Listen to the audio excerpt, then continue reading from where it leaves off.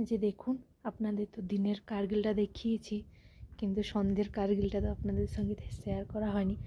এখন সন্ধ্যে 6:30 মতো বাজে। দেখুন কি সুন্দর লাগছে।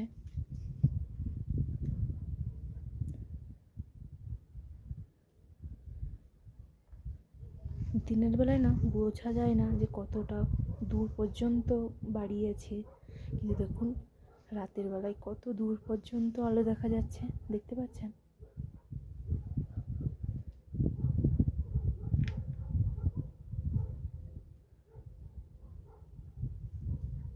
যখনই আলো জ্বলে ওঠে যেন মনে হয় কোনো একটা উৎসব চলছে এখানে, দেখতে পাচ্ছেন?